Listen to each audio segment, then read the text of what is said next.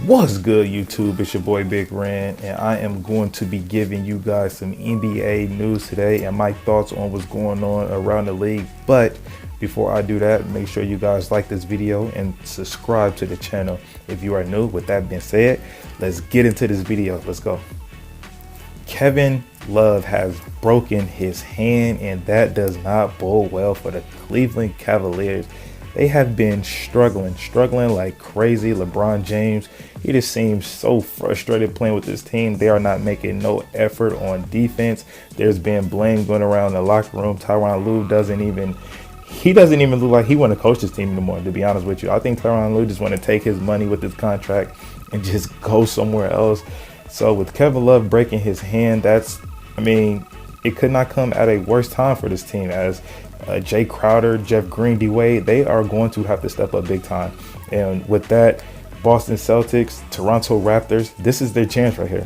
If they want to win the East, this is their chance right here to do it.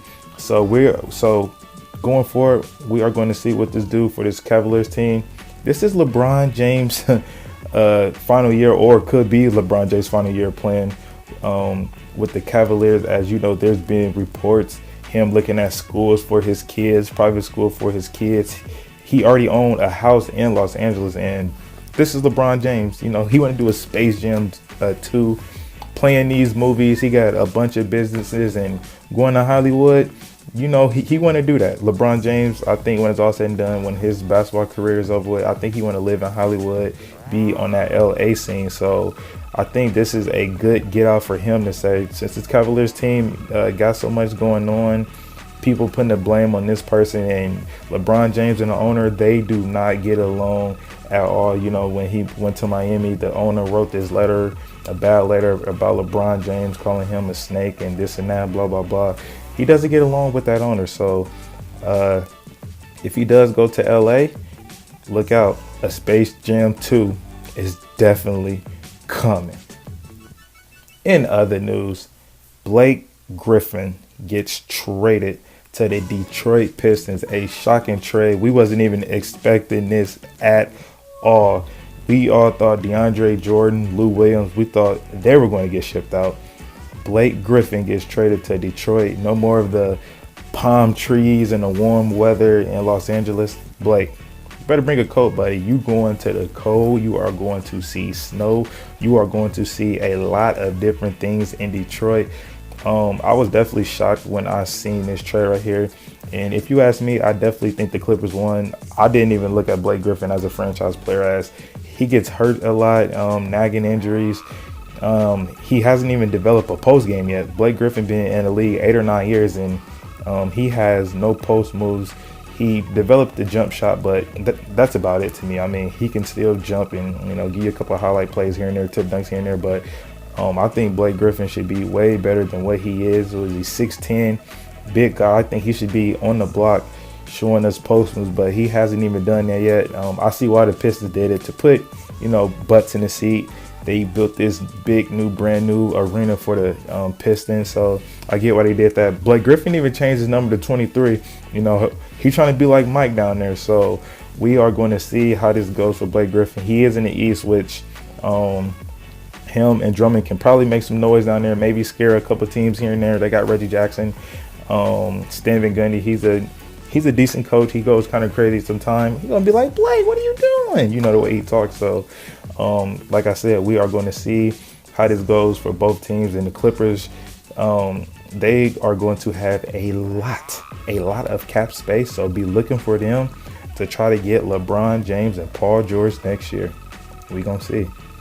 In other news, Kyrie Irving, the Boston Celtics, they are playing the New York Knicks, and Kyrie Irving is out with a quad injury.